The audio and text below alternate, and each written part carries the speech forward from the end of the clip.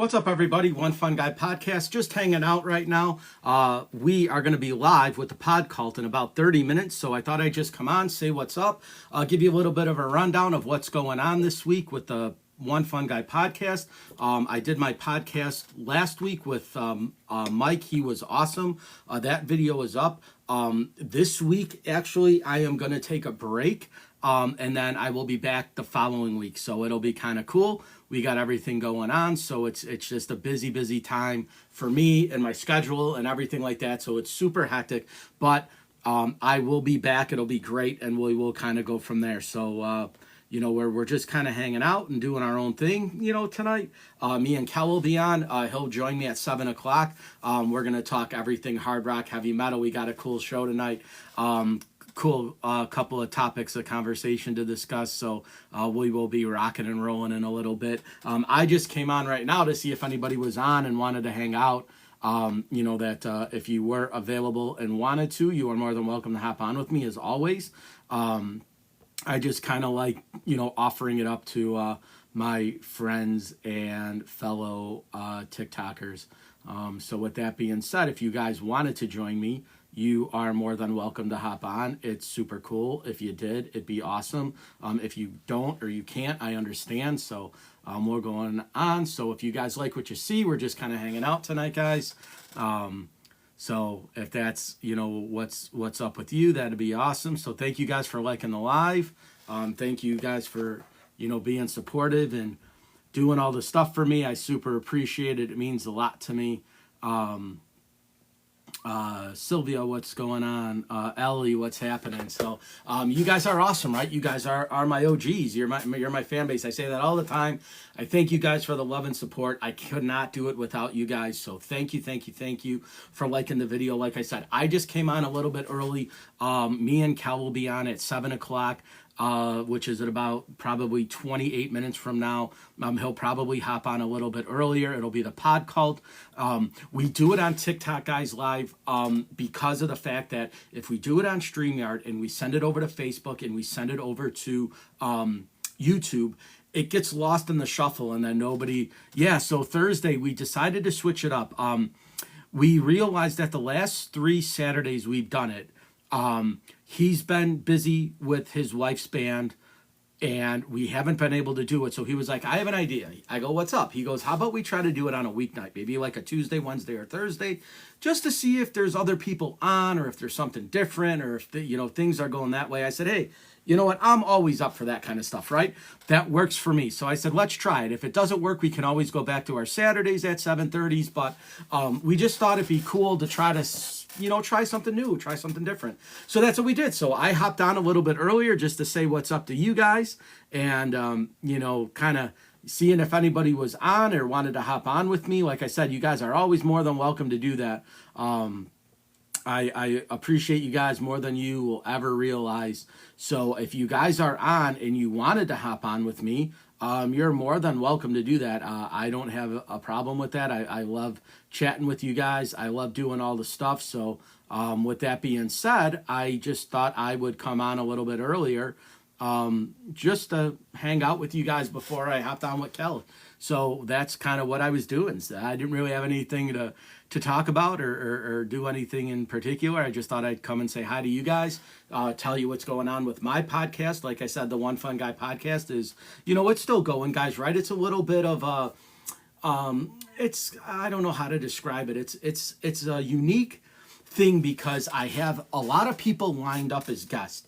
And it's just hard to fit people in with a busy life, right? A lot of my guests have families and things going on and conventions. And now that the summer's winding down, it's tough. So like I said, it's not easy finding guests. It's logistically scheduling them to basically free up their time and my time to where we can become kind of a team and do it together.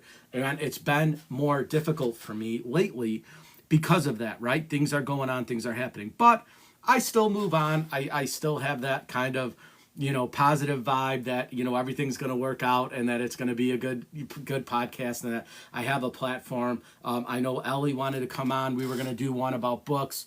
I still have, who do I have? I have Haley lined up.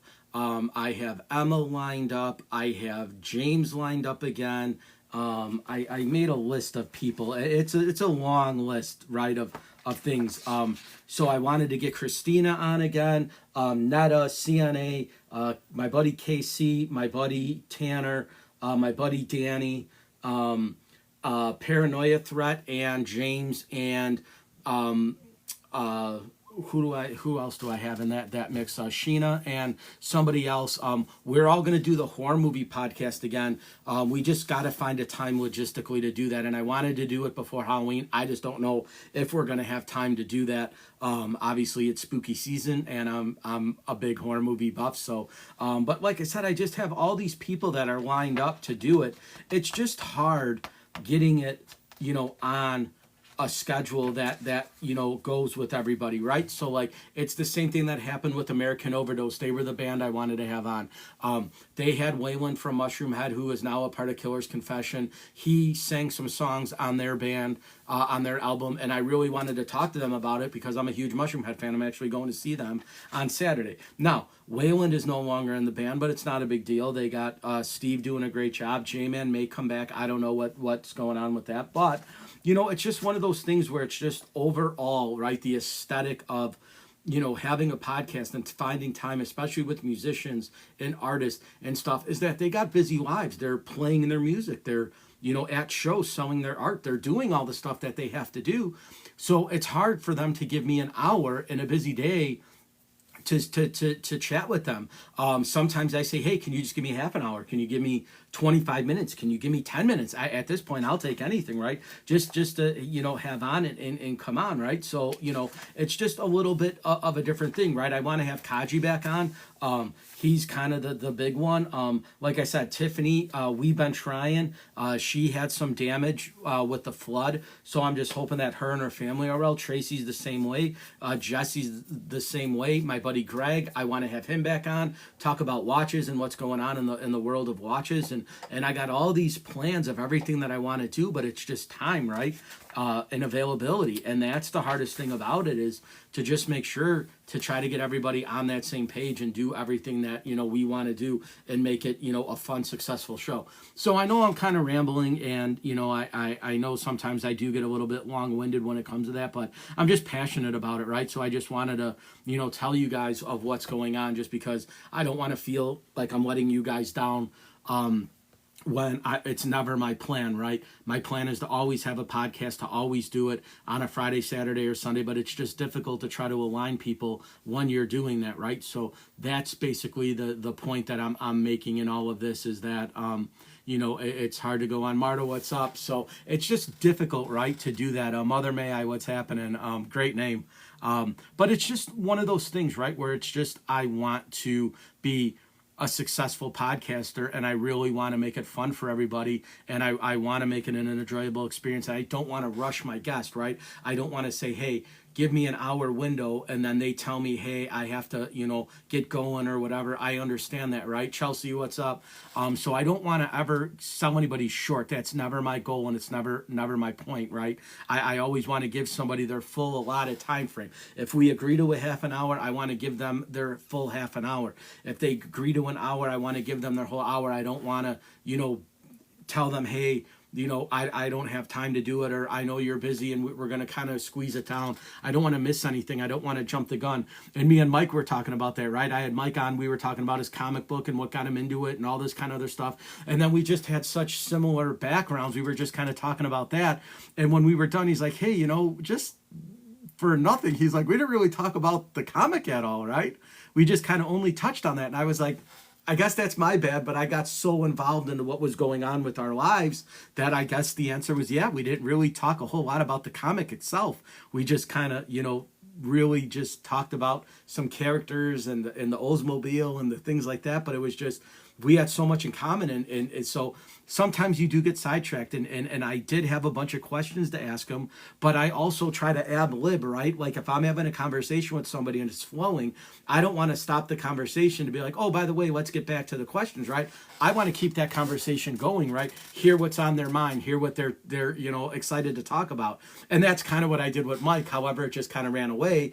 49 and a half minutes later, we're wrapping things up, and and we get done and we're like, dude, that was awesome, that was great, thank you so much. And he's like, yeah, he's like, next time I come on, we really got to talk about the comic. And I was like, well, we kind of did, right? And he's like, but I really wanted to explain and go in depth and in detail. And I was like, I get that, it's my bad, right? So he'll be back on, we'll talk about the comic, and we'll kind of just do that. So that's all fun, as far as my end of stuff, right? Just because I like talking to people, I like having conversations. And with Mike, he was very easy to talk to, right? He was just a fun guy, and just totally down to earth, and we just kind of clicked. So we'll have him back on again to actually talk more in depth about the comic itself. But we're just doing our stuff, right? That's just kind of the thing that we got going on. So like I said, guys, if you're on, I appreciate it. Me and Kel will be going live together at about 7 o'clock, whenever he's ready. I'm not going to rush him. I just thought I'd come on just to say hi to everybody and see what was going on, in the universe of TikTok, and see if there was anything else, happening in this bizarre world that we're all part of here. I don't really think there is, that I know of. If anybody's got anything that they want to say or contribute, you guys are always welcome. I hope you realize that. I don't try to cut anybody short. If you guys want to hop on with me, I always say my lives are always open. If you want to hop on with me, all I ask is that you don't be disrespectful to anybody in the comments.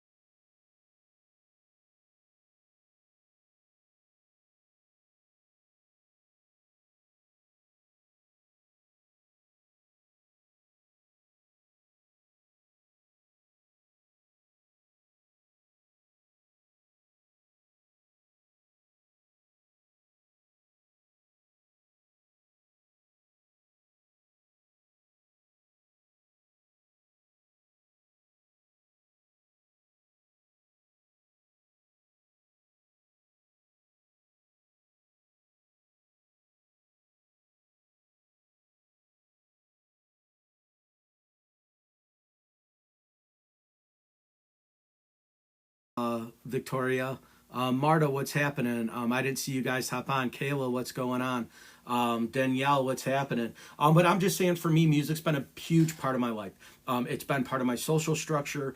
It's been part of my concert going experience. It's been a part of pretty much everything that I've done since as long as I can remember. Even as a kid growing up, my mom and dad always played music. I grew up in an Italian household, so we always had Dean Martin and Frank Sinatra and, Frankie Valli and all these other Italian artists playing all the time, right? We all, music was just a big part of my upbringing, and then it transformed into the 80s. I was born in the 80s, and I was an 80s kid, right? So we had the 80s dance and the 80s rock, and I honed in on the 80s hair bands, right? I was a huge Guns N' Roses fan, right? So Italian sausage. Yeah.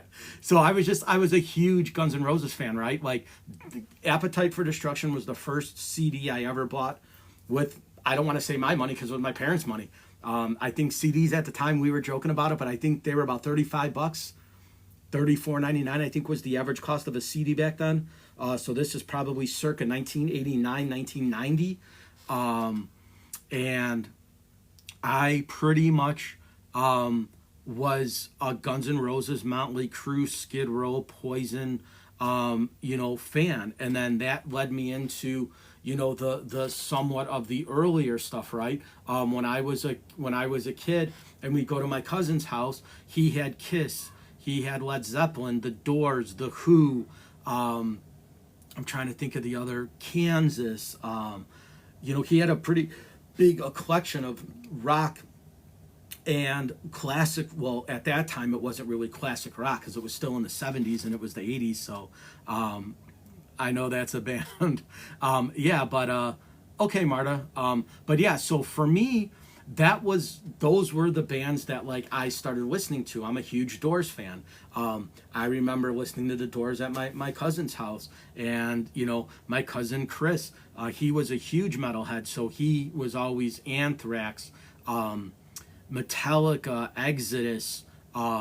He was a huge Rat fan, so Rat was out there. So check out the first song from the new album, Fadin'. Brandon, do me a favor, shoot me a DM and let me know about your band. And if you want to be on my podcast, let me know. I'd love to have you, if you're a music fan, talking about music. So I love all kinds of music. Like I said, now I gravitate more towards the heavy stuff, and I always have, right? So, like, Spirit Box is a big one now. I like Knock Loose a lot. I like Teeth a lot. There's a lot of bands that I'm just kind of getting in there. You're not heavy, knock it off. But it's just like I said, for me, it's just one of those things where it's like I gravitated towards that type of music, and that's kind of what I like now. So I was a big fan of, like, the early 2000s hardcore scene. So, like, Hatebreed, Killswitch Engage, God Forbid, Lamb of God, all those other bands. So that was a big thing for me, right? I went through my Avenged Sevenfold phase where that was pretty much all I listened to. I started getting into the more Scandinavian, Swedish metal, so like In Flames, Soilwork, Darkane, bands like that. So Shadows Fall, another one, right? I miss them. How can I miss Brian Fair? He's one of the most ultimate singers in metal music. So I mean, like, a lot of those bands that were in that era. Sworn Enemy was another one. I was a huge Sworn Enemy fan. I was a Mushroom Head fan. I went to see them when I was in college. I saw them for the first time in 2001. And it was awesome. I went to see a band from Joliet, Illinois. They put out one album, but my buddy Chris was friends with the guys and girls in the band. They were 5.0 was the name of their band. So it was Five point POINTO 0, and they were awesome. They opened for Mushroom Head. So I got to see them play. They were great. And I met them after the show. My buddy Chris introduced me to his friends, and we chatted. And like Mushroom Head was amazing, right? It was unlike anything I'd ever seen before. And I was a huge Mushroom Head fan. So they've always been a big part of my musical, like, kind of forte. And I know they always get compared to Slipknot because they're one of the two bands that really wear masks per se. But like for me, I always thought Mushroom Head was the better band. I always gravitated towards them. Their style, their live shows were incredible, just a ton of energy. And then, like I said, I was always a big White Zombie, Rob Zombie fan. Lacuna Coil. I can't tell you, like, I mean, the list goes on and on and on. Meshuggah. Now Parkway Drive is one of my favorite bands. I just saw Living Dead Girl. They were awesome. They really surprised me. They were really cool. Beast in Black was awesome. I saw them a few months ago. They blew me out of the water. They were great. I saw Unleash the Archers. They were incredible, right? If you're into that big, powerful, women voiced band, check out Unleash the Archers. That Brittany Slays is awesome. She is an incredible vocalist, but I was always a fan of like Nightwish and stuff like that. So sent you a page of the band. She runs both of them. Awesome, Brandon, man. I appreciate that. Thank you so much. But yeah, I'm always looking, for new music and stuff like that. And, the feeds with all the bands that come in and, everything that goes on and the playlist and things like that. So Sylvia, welcome back. So, for me, like I said, music's just always been a huge, huge part of my life, and it won't ever change. So, that's just great for me. And then, like I said, I met Cal on here, and we talked about music and all the enjoyment that we get out of bands that we like to see, bands that I was very lucky to see, and kind of go from there. And it's just we hit it off, and we said, hey, let's do a podcast together. We both got a lot to say, and we both like talking about music, and we both and he's like, yeah, let's do it. So we basically said we're gonna do this together, and that's what we were gonna do. And and so here we are, 2 months after becoming besties, and he's just a super awesome dude, and he's a huge fan of hard rock and metal like I am, and here he is. So, hey, what's going on, bud? How's it going? It's all good. So far, so good. I think this weekday thing, you might be onto something here. Yeah. No, it's a little bit of stuff happening on weekends usually. So I Sure. think No, I get it. this works out. Yeah, This is awesome. I like it. You had a good week? So far, so good. Yeah, it's just been kind of a busy. I have a busy weekend coming up because I work tomorrow, and then I'm working overnight for a buddy, and then so Saturday I'm gonna come home and sleep the day away so I can party it up for Mushroom Head. Isn't that a song? I'm sleeping my day away. Oh, yeah, you Probably. totally would know that. I think that's a Danish band. Yeah. Disneyland After Dark. Yeah, kind of heavy-ish, but I don't know. Yeah. So. Anyway, What we do got a show coming up. That's pretty freaking awesome, right? Yeah, I think so. I was telling everybody how we met and how we started talking about music and our love for music and our fondness for bands, and we just clicked, and I was like, this is how we just kind of became friends, and now we got a podcast together, and this is awesome. So It's one of those amazing things when it's like, you so talk about anyways, kind real of a quick. niche topic, and then it's like, ooh, you like the same stuff as I do? We Yeah. should be friends.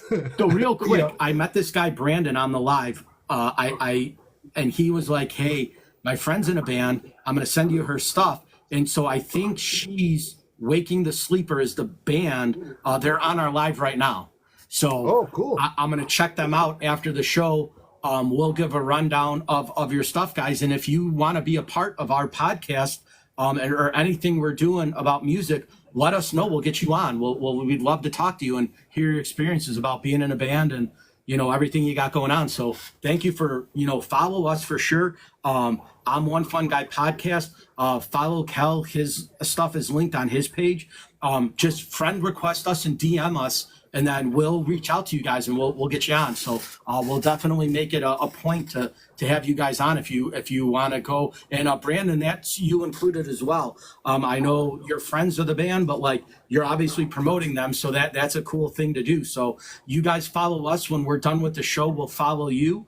And Waking the Sleeper actually sounds awesome. So Brandon, thank you so much for hooking us up with them. That's super cool. So. Yeah, so you need to catch me up there. Hello, Raven, by the way. That was someone I saw say hi. I don't know if it's one of those that just scrolls through, but yeah, Waking the Sleeper. So I need to catch up a little bit. I'm not what's that all about? familiar with them. So Brandon came on and said, "Hey, I want to shout out my band.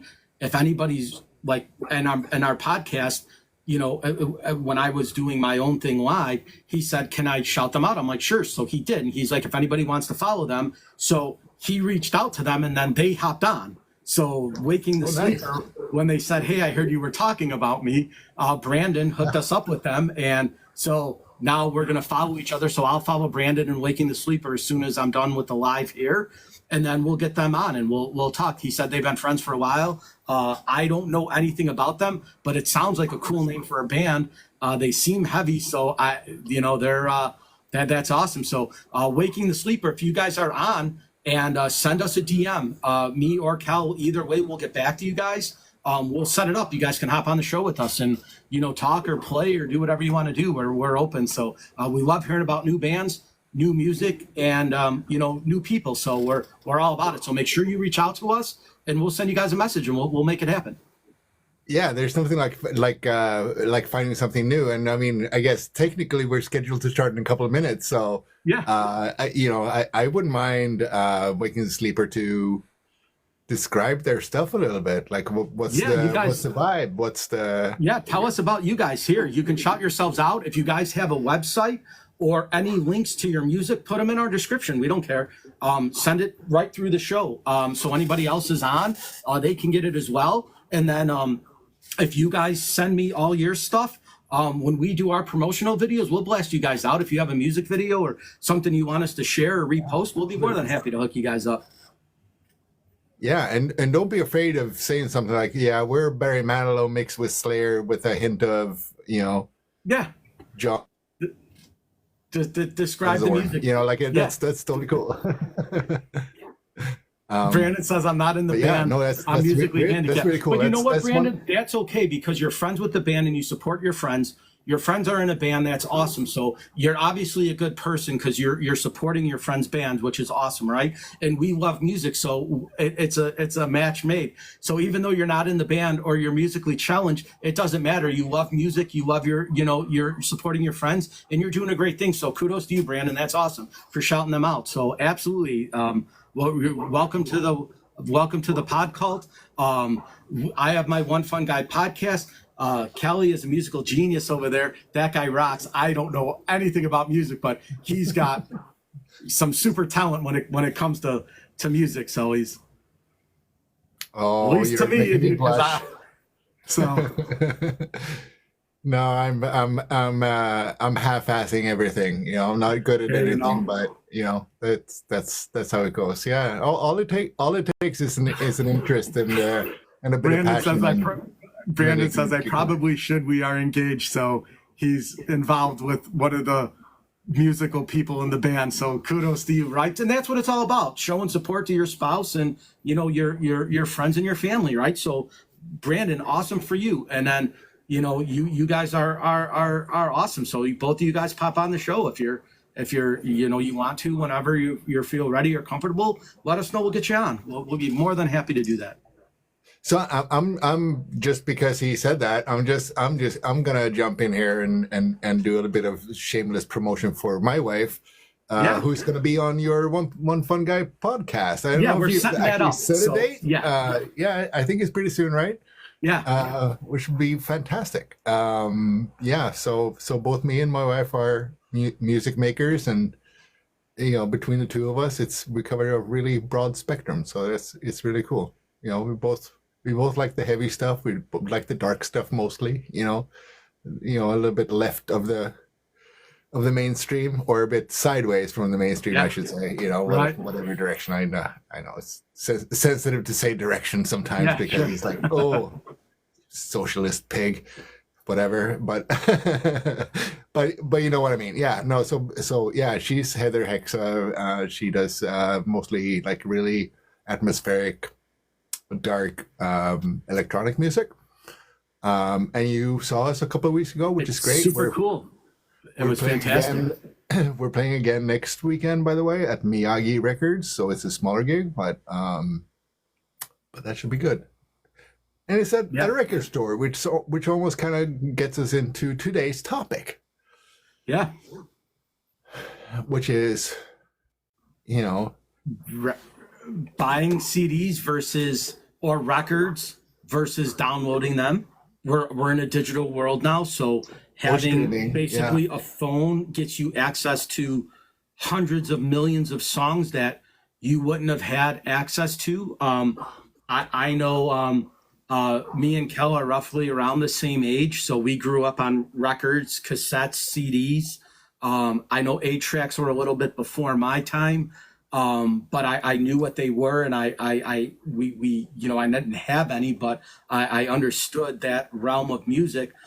But I grew up in an era where going to record stores and going CD shopping was what you did on the weekends with your buddies. We got together and we would go to the mall and we would hit the FYEs, we would hit the disc replays, we'd hit all the record shops, and we'd go to 4 or 5 different record stores, and then we'd pick which 2 albums or 1 album we were going to buy, and we would buy it. And I would buy 1 album, my buddy would buy another album, and my other buddy would buy another album. We would drive back to his house and we spent the night listening to that album. So we spent 3 hours listening to music. And then when that was over, we'd watch a movie and fall asleep. So music was a very, very integral part of like at least my upbringing, right? And I always enjoyed doing that, like going to the mall to go CD shopping was like a thrill. It was like excitement. You spent your whole week narrowing down in the Metal Edge magazine or the Hit Parader magazine, or 4 or 5 of the newest albums that you were going to go listen to, and you bought the one that sounded the most appealing to you. And then I always had a list of like CDs I was going to buy, right? Yeah. Yeah, no, kind of similar to me too. So I grew up in Sweden in a pretty small town, about 120,000 people or whatever, right? But we were lucky to have 2 or 3 actually really good record stores. I had my favorite, but there were 2 more type of thing that did the thing that appealed to me, which was the more left field type of stuff, right? The metal, the punk rock, that sort of thing. But I mean, then as now, it was really expensive. Like you went to a record store. I went almost every day over the week on the way home from school or whatever, right? When I was that age, just to see, what did you get in since yesterday, or what were the things that I didn't have time to listen to yesterday, or whatever, right?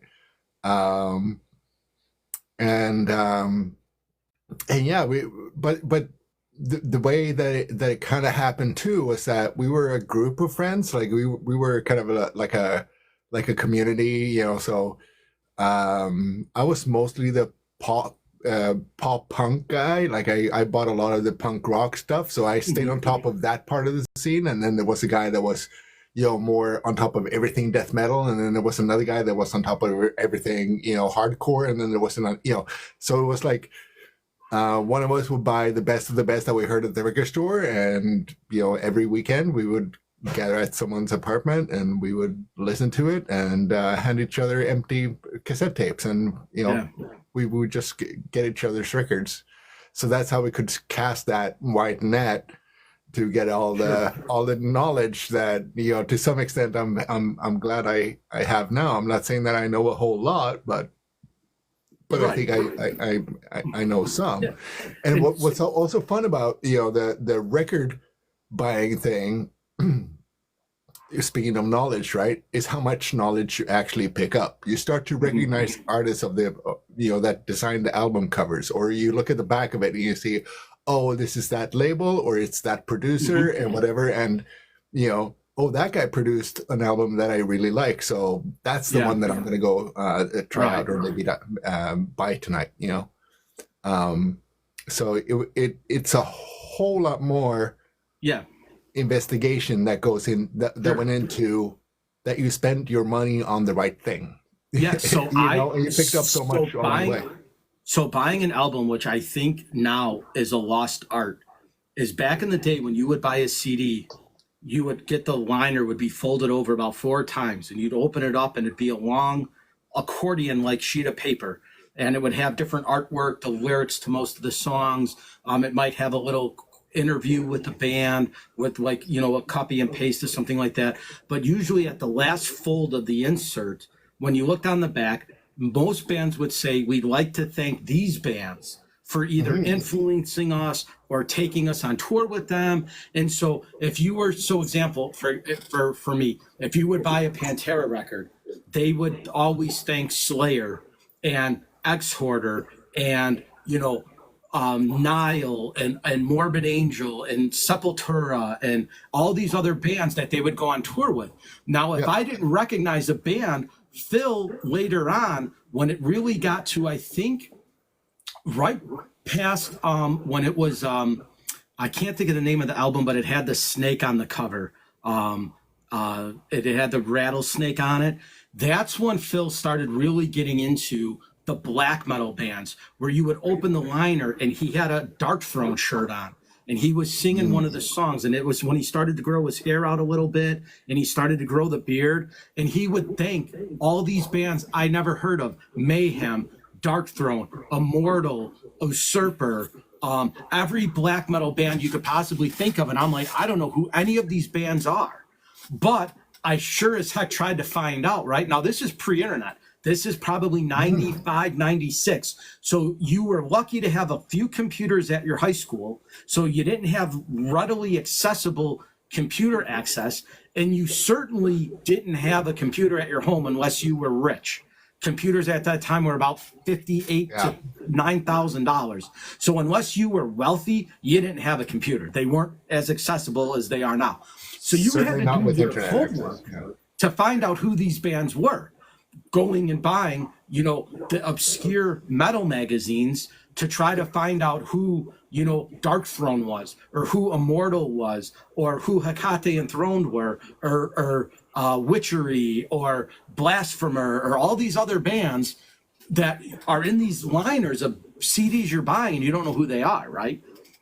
So what I would do is I would make a list of these bands. So the next time I went to the record store, I would ask the guy, hey, do you have Darkthrone's album? Do you have, Emperor's album? Do you have Immortal's album? He goes, oh yeah, we got a black metal section over there. And like, all right, what's black metal, right? Take me to that section.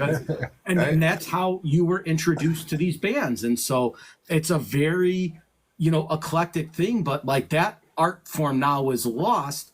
But it's also gained because you can go to any website now and type in Darkthrone, and it'll give you a bio of the band, who was in the band, who's currently in the band, so you kind of have that accessibility, but it's one of those type of situations where it was like you had the excitement when you cracked open the plastic on an album and bought it.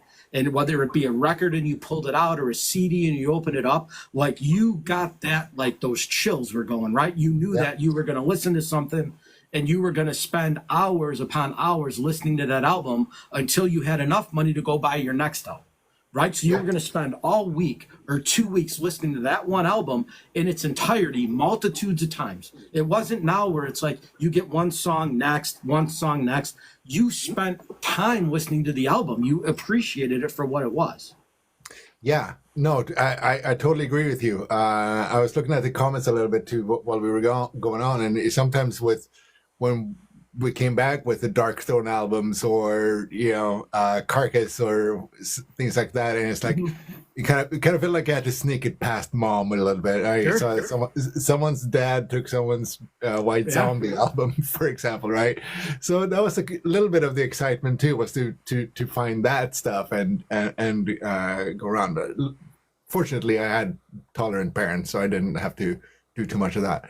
But what we were saying about that it's lost that feeling of going to the record store. Um, I think that it's still there, though. I think that if you want it, you can have it. But Sure. the thing is that the distance is probably much further to that record store, right? The suburb where I live, there's one record store that has a decent selection, on the floor underneath the pop rock stuff. Like there's where you can possibly find the nuggets. Everybody that works at a record store knows a lot about music. So even if it's a guy that is a country guy, or no, country guys probably don't run that many record stores, but let's say someone that likes symphonic rock, 70s prog rock, that sort of thing, they will still know, like, here's black metal, here's heavy metal, whatever, like, and you can find some new cool shit in that bin over there. But the thing is that if you keep going back and you say hello and you recognize each other or whatever, it will not take long for that guy to start saying, hey, I just got in these things, I put them aside for you because I thought that you'd come in and you should have a listen. Yeah, there was a bond. So too bad we didn't there's know. Definitely relationship building. So time and place, right? If I'd have known Cal, let's say 25 years ago, right? Chicago had 3 awesome record stores for heavy metal specific. The first one was Metal Haven. It used to be on Belmont and Clark. It was all dedicated to everything heavy metal. You couldn't find anything but heavy metal, black metal, hard rock, hardcore, even kind of heavy punk, right? It was dedicated to that. And the guy that ran the record store, I think his name, it was weird. He had a weird name, but he was a super cool guy, and he kept going in there and he'd recognize you. Same thing, right? He'd be like, hey, I just got this and you should give it a listen. Awesome. Give it a listen, right? So it was just a really cool corner store called Metal Haven. The other one was Nightfall Records, which was on Lawrence, and they had their own label, was Nightfall Records, and they had every obscure band across the country on this thing, right? So it was almost like the DRI style of music, where it was like a minute and 30 seconds of the most hardcore music, but 72 songs on an album, right? So that was like Nightfall. And they used to have an incredible music store. And you would walk in there in the summer, there was no AC and there was no heat. It was just a building that you'd walk. So on a 90-degree day, it was about 120 in the store. And on a 20-degree day, it was about -10 in the store. And they were open 365. And they had these wooden crates just filled with CDs.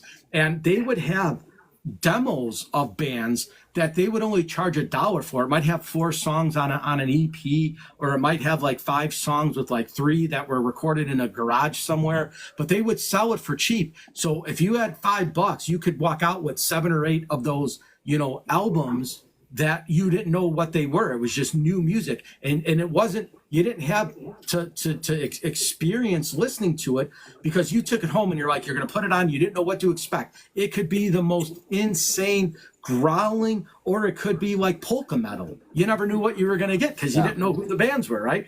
So it was just a cool thing to have this unknown label put out songs. And sometimes it'd be 1 or 2 songs on an album for like $1, right? Or 2, 3 songs. But it was just cool because you could buy in bulk and experience new music, where it was just a different atmosphere to do that, right? The bargain bin.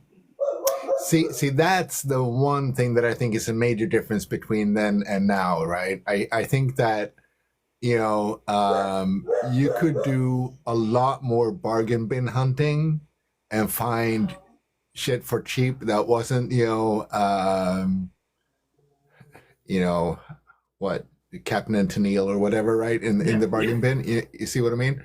Like you could find some really good unknown punk rock or whatever, and for like a buck or two or whatever, and just Yeah, yeah, take a chance and like, it looks good. I like the style of the cover. You know, I had a quick yeah, listen on the turntable, and so I'll try it out. You know, and if it's not good, that's fine. It was the new releases always that were right, like, sure, you know, it was like, okay, I because they were, you know, still expensive, right? But you yeah, can still just like grab a, you know, get yeah, a grab bag of shit, and then it's like if yeah, 2 out of 10 were good, then right, you were yeah. in And the that's the black, thing, right? right?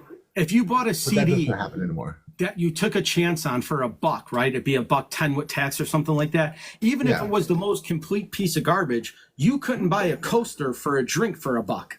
So just use it for whatever you wanted, right? yeah, You know, it wasn't a big deal, right? It was just kind of one of those things where it was like, you know, hey, but how awesome was it when you found an album that you never heard of and you bought it for a buck and it was the coolest album that you like, it would just hit. And you're right. like, And that nobody else had heard of, and it's like, you know, even if it's like 10 songs, but here's this one right, song that's really fucking awesome. You know, yeah, it's like, you know, and everybody loves it, and it goes on everybody's mixtape or whatever, right? You know, right. it's such a good feeling to do that digging and finding out. I mean, to some extent, you still do that, you know, whatever on Spotify. It's like you go through a whole bunch of bands, and then one day you find, you know, a really good song that is pretty obscure Yeah, or whatever. So it still and again, happens there, but it's yeah, not in the same way. it's not right. It's a different. So like when you're scrolling through social media, right, and you get a 30-second clip of a band, right, and it says if you like, so the other day I was it's listening algorithm to based, right? yeah, Yeah, and so I was listening. I was scrolling through Instagram, and the thing said if you are a fan of Knock Loose, check us out. And so I was like, okay, cool. I hit now and it said listen. It took me to Apple Music and I played the song and I was like, this is awesome, right? Well, that's their only song. They're brand new. They just put out that song. They're working on an album now. So it says our yeah, album's coming out. So it's just something that like gets you excited because you're like, okay, this is a brand new band that literally just put out a song. So you do get that kind of sense of enjoyment on it, but it's completely different when you're in a store and you're going through the racks and you're looking at the CDs and you got your pile, right? You got your, I'm going to buy these 4 CDs. I'm going to buy maybe 1 or 2 out of this stack of 5, but I'm going to buy all of these, right? So you got your yes, no, maybes, right? Or your yes, maybe, oh, see what it is, right?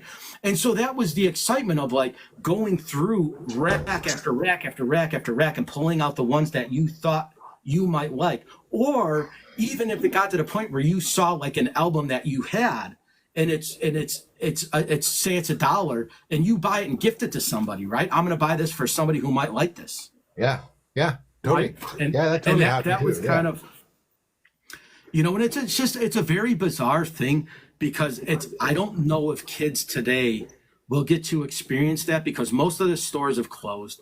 If you're a fan of hard rock or heavy metal, I think Hot Topic still sells CDs, but they're probably like few and far in between.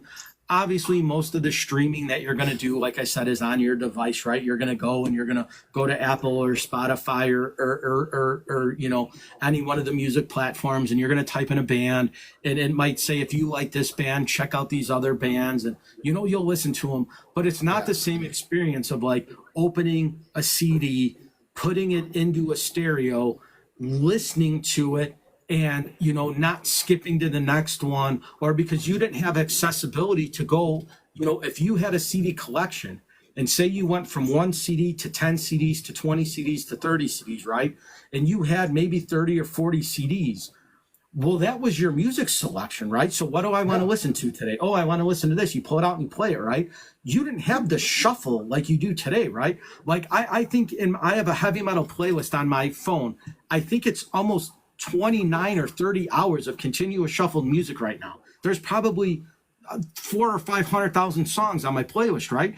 I'll never listen to all of them, right? Because when it shuffles, you'll like, so if it's specifically something you want to listen to, but when you had a CD collection, you pulled out that band, you were going to listen to that band, right? It yeah. wasn't like you were going to listen to a song and then take it out and put it away. You were going to listen to at least 4 or 5 songs on that album before you shuffled to the next one.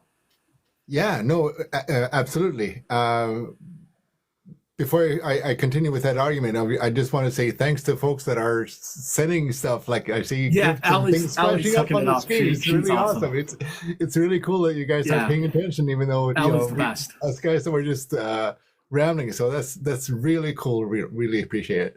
But yeah, but there is that thing too. When you have bought something, you have committed to it, right? Yeah, You know, like it's not just something that comes across your yeah, stream in Spotify. So that's one thing. So it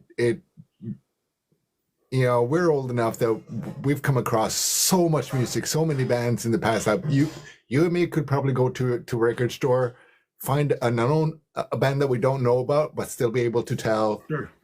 just by looking at the artwork Yeah, the or album cover the alone, right? producer or the band picture or whatever. Like this looks solid. Yeah, This is what I want to give it a try, and then we put five others aside. As in this is not my thing, yeah, right? So you build that sense, and then when you actually commit to buying, yes, because you keep it in your home too, right? It's part of your that's right. furniture. It's Yeah, it it's lives. Yeah, and you're it's there in your home, and it doesn't go away, and so it is a commitment, which is really good. So psychologically, I think to some extent that you convince yourself that, geez, this should be good. yeah, As opposed to sure.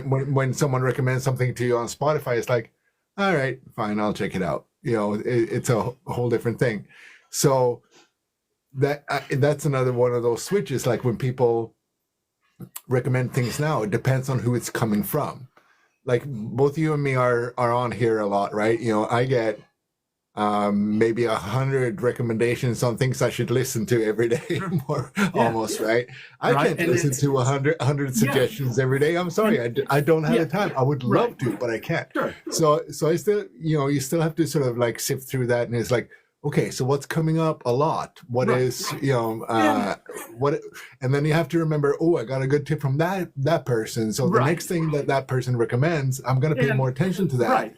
than And it's someone I've never seen before. right. And it's a little bit of Unfortunately, that's what happens. But right. that is still And consistent, right? we're human by default, right? So if I said, "Hey, I'm looking for a prog metal band," and you said, "Listen to these three bands," and then some random person said, "Listen to these three bands," well, I'm going to gravitate to the three bands you mentioned because Right. I know you know what you're talking about, and that not to say that that person doesn't, but I trust your opinion more than I would a complete stranger. So if I put it out and 80 people get back to me, well, I'm going to take the 3 or 4 people that I know music and take their picks over somebody else that I never met, saying I never. Well, not to say that the bands are bad or the person's bad, but we're Right. human by nature, and I'm going to gravitate towards the people that I trust about music, right? And so Yeah. that's kind of, I think, how that happens. And then there's always the what one-offs where somebody will drop a band and you're like, I've never really heard of them before, and you kind of go into what that musical style is, and you end up really liking it. So you always have that ability to listen, but there's so much music now, right? You're oversaturated with music. There's just not, every day there's a new band dropping a new song, and you're like, you can't keep up with it anymore. It's to the Yeah. point where it's out of control now. Yeah. No, that's true. But to be honest, though, in the early 90s in Sweden, there was so much fucking death metal that was coming out. Yeah. And we were a lot of people, and 45s was the thing too, right? Like if you couldn't afford an album, either for the studio time to record an album, that was generally you had to have a label to Yeah. record an album because there was no way you could Right. pay for that yourself as a band. It- So 45s were Yeah. still a thing back then, right? But there was so much coming out. Right. And And then so we much also- a lot of it was garbage. Yeah. I'm not gonna lie, right? Yeah. And some of the some of the bands too that I thought were garbage at the time turns out to be like massive or Right. super And- famous now, like I wanna- Merciless, like yeah, and I want to just touch on same shit. something that you just said a couple sentences ago, right? When CDs first came out, right, the alternative to CDs were cassette tapes, right? When I was a kid, cassette tapes were about $15, $16, right? Which was a lot of money back then, right? But But when CDs first came out, I mentioned this earlier before we were live. I bought the Appetite for Destruction album at J.C. Penney's when they had music. And the CD, I think, was $34.99 or $37. It was almost $40, right? And I had to have my parents Back buy it then. for me because I would not have been able. And I think I bought that album it came out in 87 and I bought it in 89. I was 9 or 10 years old. And I begged my mom, can you please buy me this album? She's like, how much is it? She's like, I'm not spending $40 on, and ironically enough, and this is the honest to God's truth, I think I asked for the album for my birthday, which is in August, and they bought it for me. And I was so excited to have the album. I didn't have a CD player to play it on. I asked for a CD player that Christmas in December. So for almost 3.5 months, I couldn't listen to it because I didn't have anything to play it on. I didn't have a CD player. Oh, that's so cool though. But it's so sweet. But then it's kind of neat because, right? So as we're dating ourselves now, from 1990 to about 91 to about 94 or 95, album prices really went down. They started to be, sub $20. They weren't $45 or $48 anymore. They were reasonably priced, right? So I think when I was in high school, a new album was, I think, $15.99 or $16.99, but an album that had been out for a few months was like $11.99 or $12.99. So it was much more reasonable when your parents gave you the stipend at the end of the week, right? Or gave you your allowance and said, here's your $20. You knew that you can go and buy an album and you didn't have to really stress out about it. And you might have had enough money left over to go see a movie and maybe get a popcorn, after that. But you were spending the majority of that $20 on a CD. That's what all me and my friends did, right? We all got our allowances, $15-$20 at the end of the week. Like I said, we'd all go to the music store, we'd buy an album. When it was ever left, we'd go and see a movie for a couple bucks, maybe get a pop and a popcorn. That was about $5 or $6, and you kind of had your night, and that was kind of what we did. But it was the excitement that we knew on a Friday night when we were all together, we were going to go to the record store. That was just what it is, and it's still open today. So I'm gonna say this now before I forget. One of these weekends, we will take a trip to Rolling Stones. It's on Irving and Harlem, a little bit actually west. But it was the coolest.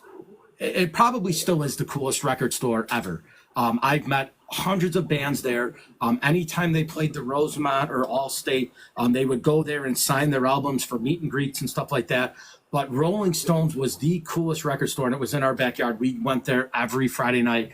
And I'm talking back in the day, and this is no joke, there would be hundreds of people in the record store. It wasn't just us. It was all kids from 15 to 20 years old. And sometimes there'd be a line to get into the store to buy the new album that came out. And you would get there on, because albums released back in the old days, they released on Thursdays, right? They were kind of like movies. Fridays, the album would drop. Rolling Stones would open at 10 o'clock at night. They'd stay open till midnight. So if you went there Thursday night at 11:50, before it closed, you could buy the album before it was on the shelves Friday morning. So it's a very bizarre story, and I'll tell it now. And I'm dating myself, and you may not be a fan of the band or the music at all, but there was a band, and I did this. They were ICP. You might have heard them, Insane Clown Posse, right? Okay. Yeah, Insane Clown Posse. Okay, yeah, sure. So they're a rap kind of rockish band, right? So me and my buddy Dan, I think we were juniors in high school. We were junior. It was 97. So you were a juggalo. No, I wasn't, right? So he convinced me to buy this. I never heard of them before, right? I didn't know what they were. So he goes, let's go buy the new ICP album. So we go Thursday night, and it was on Disney, which was part of Interscope Records. Disney owned Interscope. Okay. And they sold the albums Thursday night, and you got to buy them before they came out on Friday morning. Disney signed them thinking that they were like a fun clown band, right? They didn't know what they were. When the album came out, Disney said, this is not what we thought. We thought that they were like a family-friendly band. And they pulled all of the albums that were made on Interscope, and they pressed them to Hollywood Records the next day. I was one of the ones that had the Great Malenko on Interscope Records. That album is like impossible to find, and I still have it till this day. But it's the Disney was owned by Interscope, and Interscope pulled them all.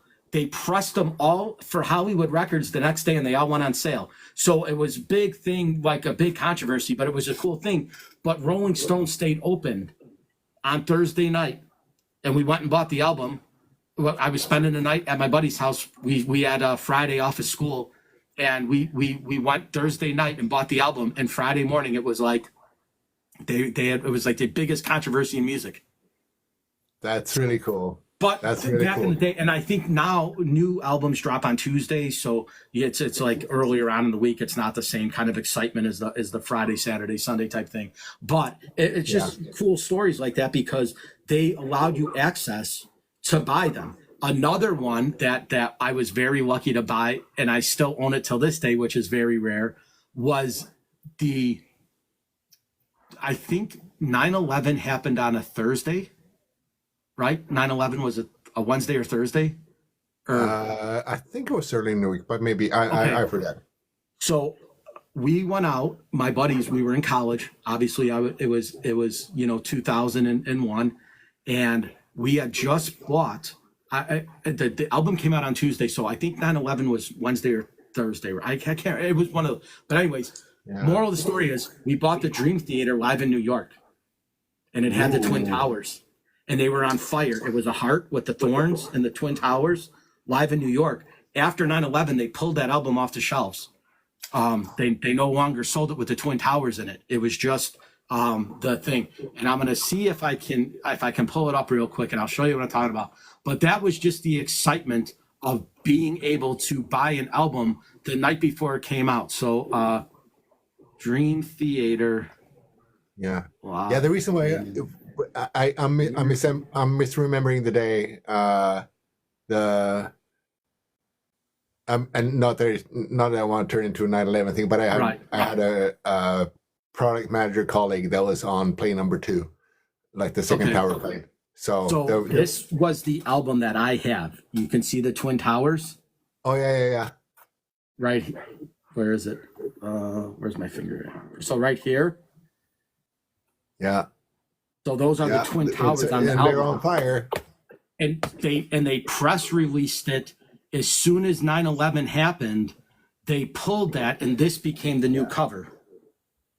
So they took Which the is a Twin classic. Towers on fire off, right? Which is a great album.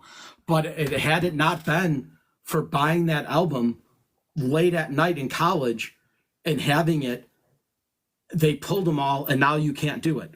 So it's just a cool story, right? Of actually going to a music store and buying an album, and now you'll never be able to buy that Twin Tower album again. There was only a couple thousand people in the country that were able to get their hands on it before they pulled them all and changed the cover.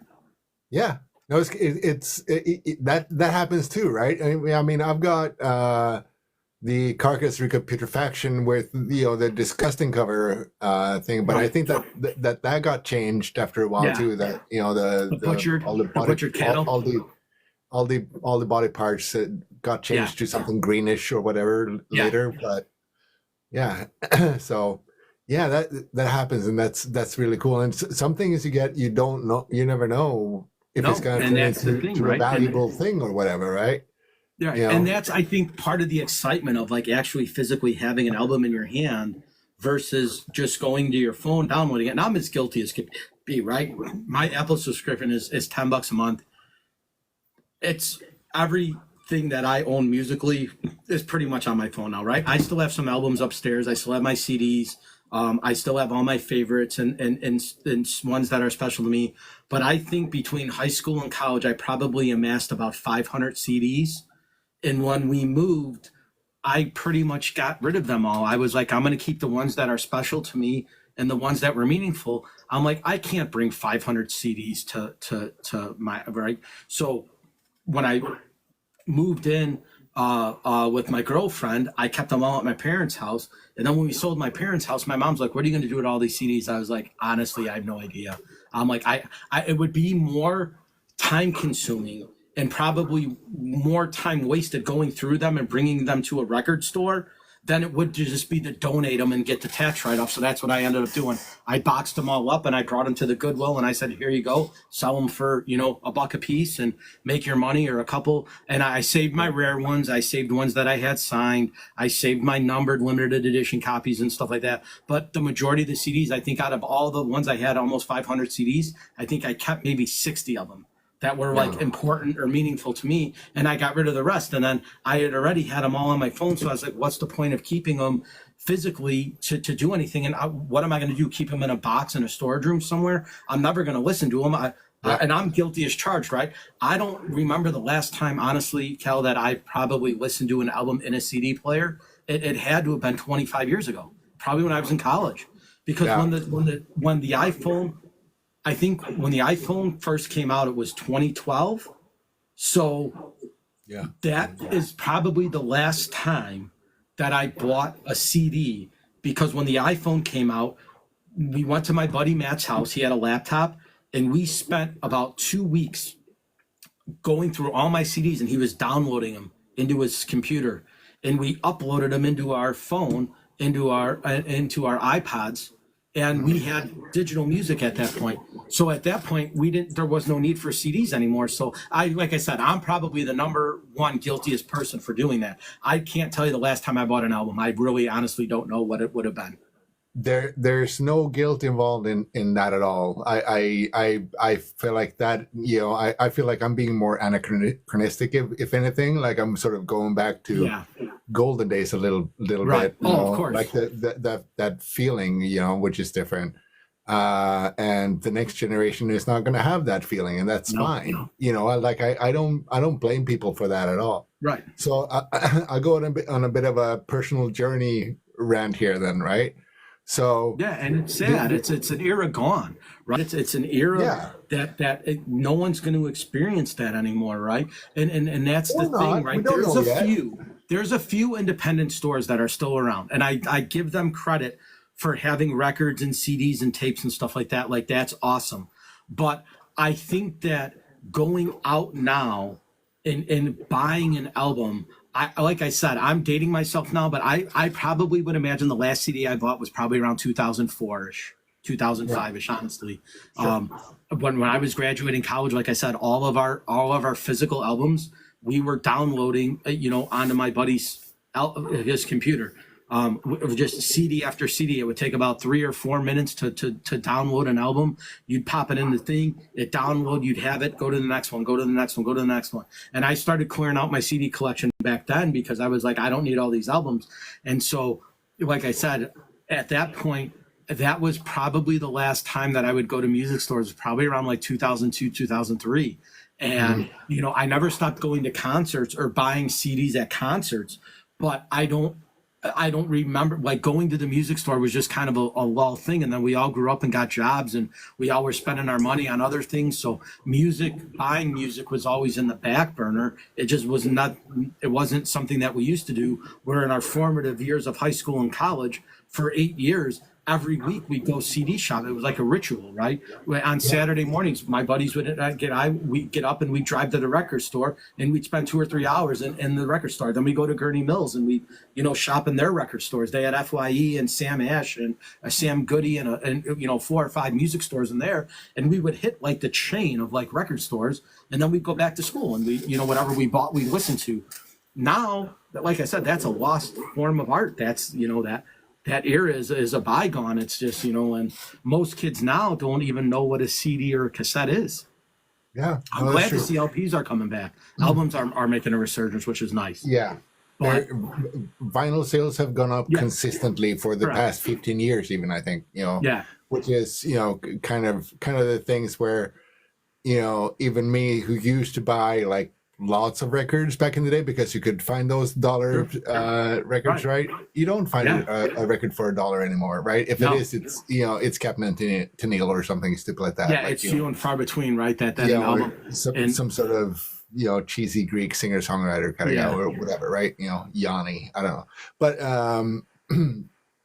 but so I'll go on a bit of a long rant, a bit of the personal trajectory thing, right? So.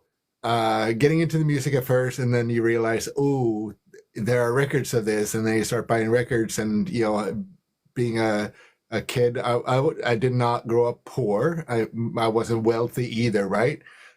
So I could basically, I had enough money to buy a new release per month type of thing, maybe two, depending on how I budgeted.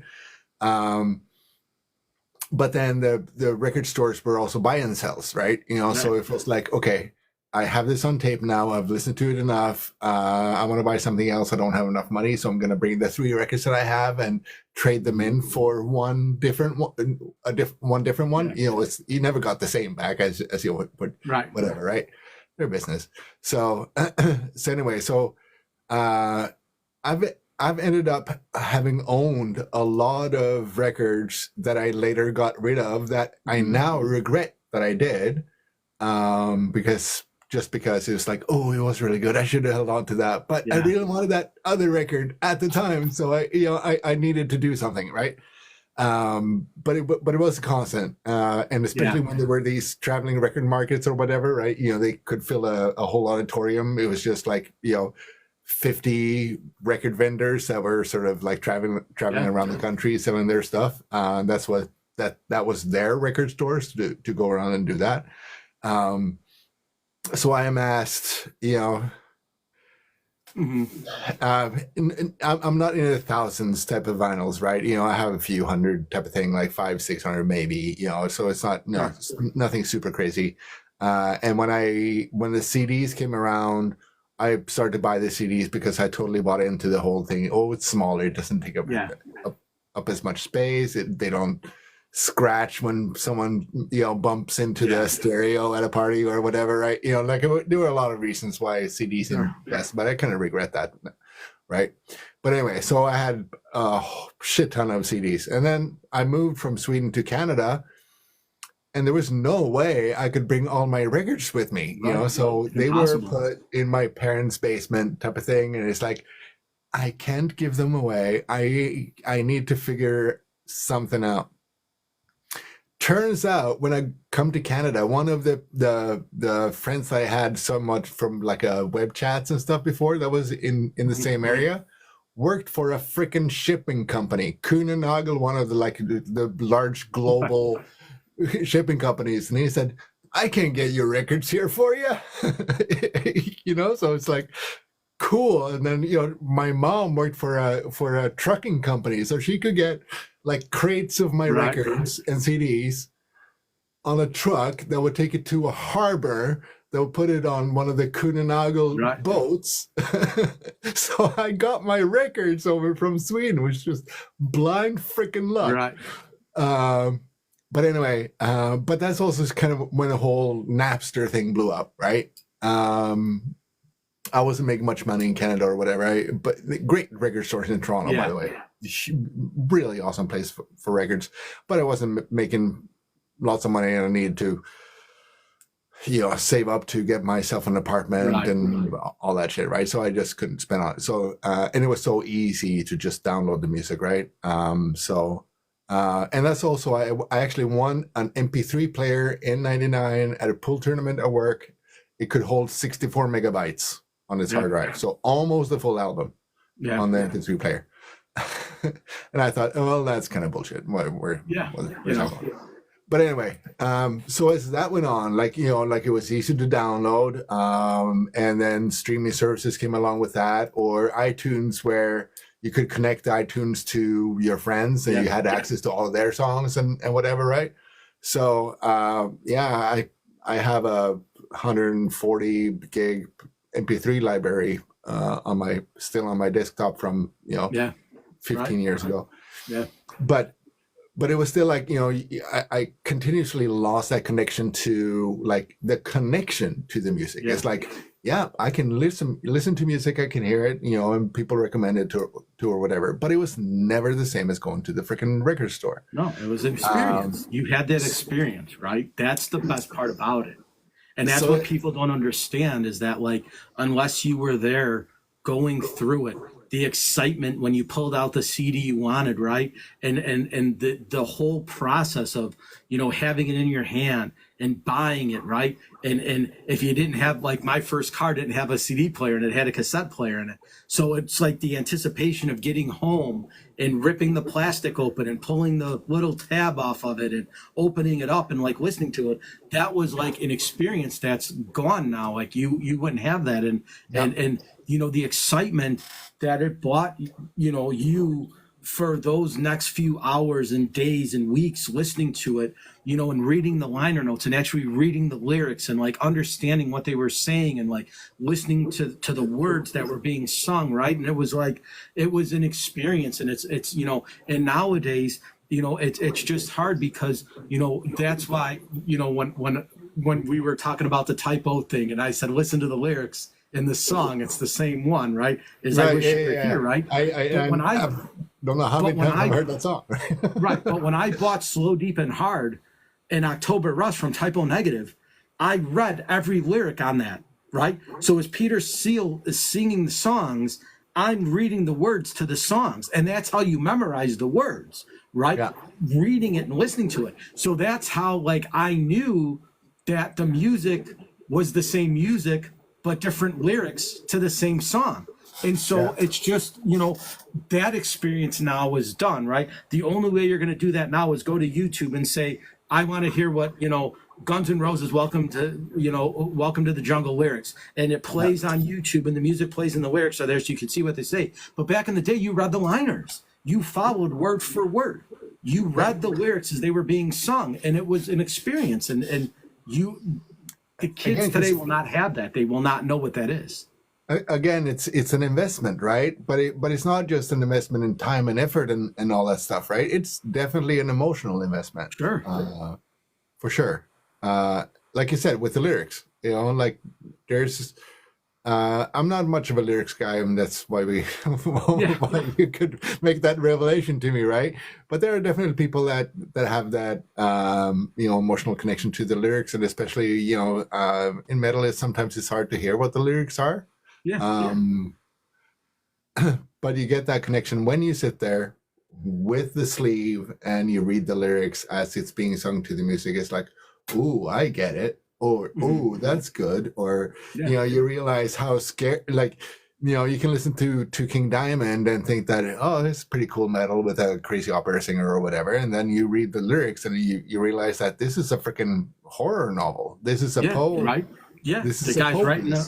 Yeah. And you might not get that if you were just sort of like listening casually to the music.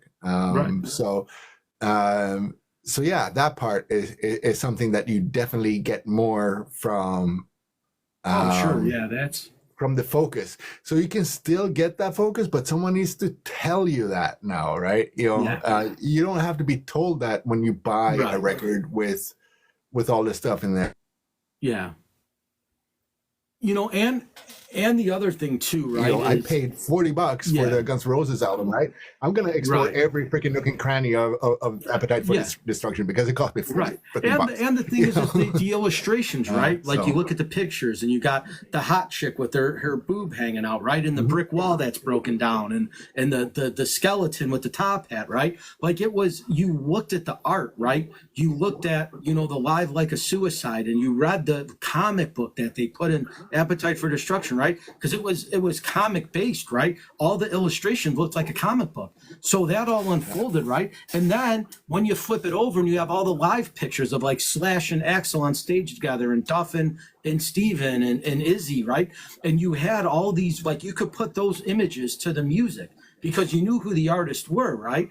Now, if you go to Apple and you type in a band, right, there's hardly ever pictures of the band, right? It's the album cover. It might be a previous album cover, but you don't know what the band looks like. But at every CD that you opened would have a photo press where the band took a photo shoot, and that photo made it into the liner. So you knew what those guys looked like: long hair, short hair, curly hair, who had the wild frizzy hair, who had the slick, long hair.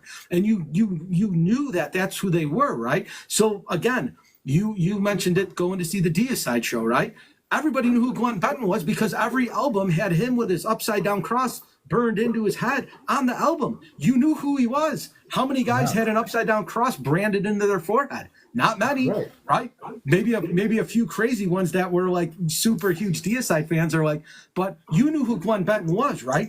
When you looked at Cannibal Corpse's first album, right, and you saw the long dreadlocks from the lead singer, you knew that was Chris Barnes. Nobody else had dreadlocks down to their behind, right? He was the only guy. So out of all the recognizable people in music, you knew that was Chris Barnes because he had long dreads. Nobody else had them, right?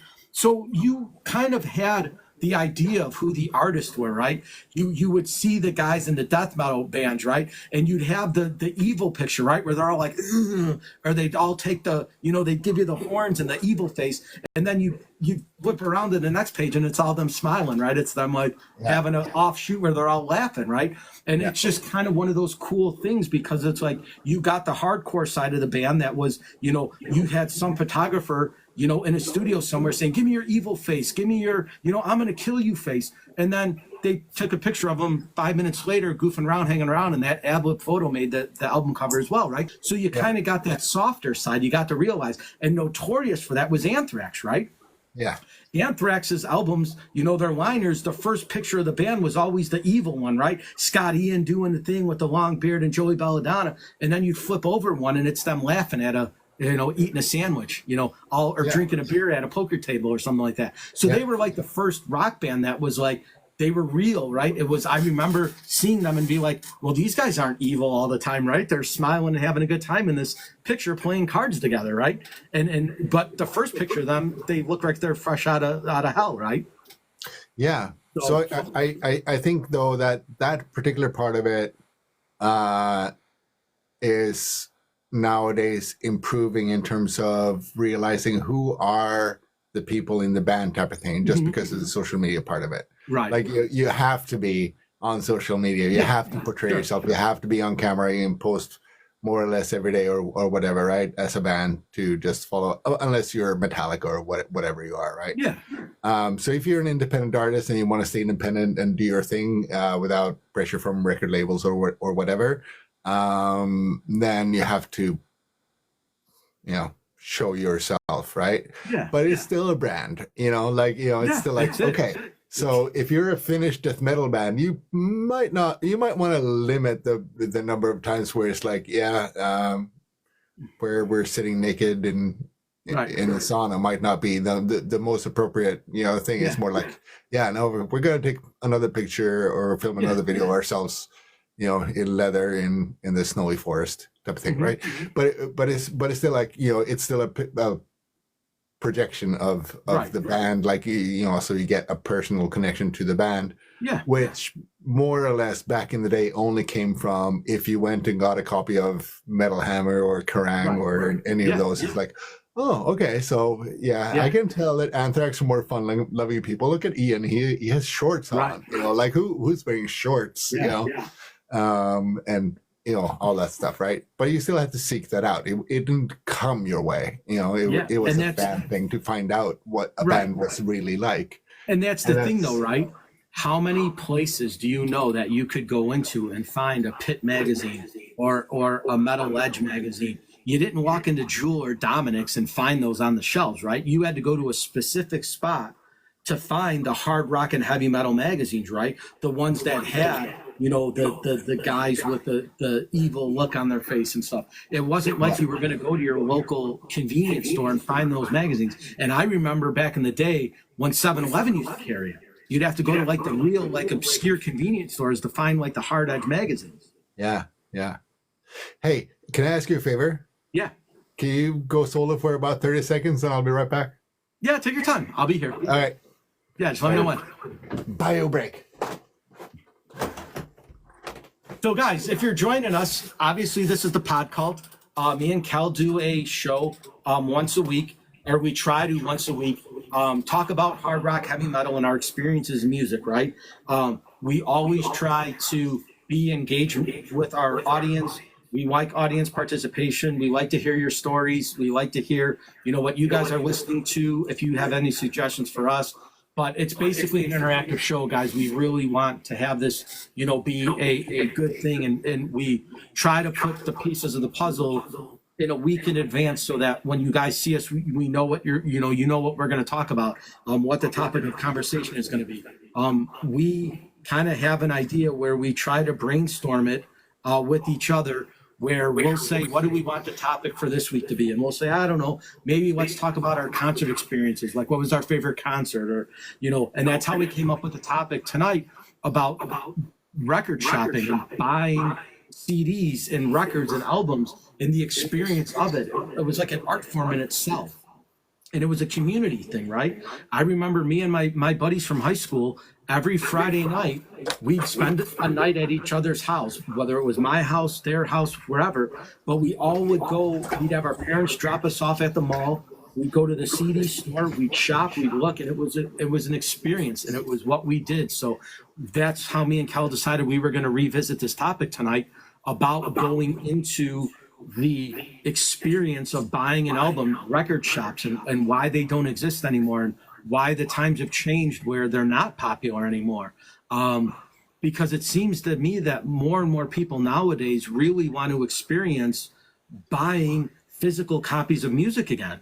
And I said it earlier that I'm the biggest one at fault for digital music.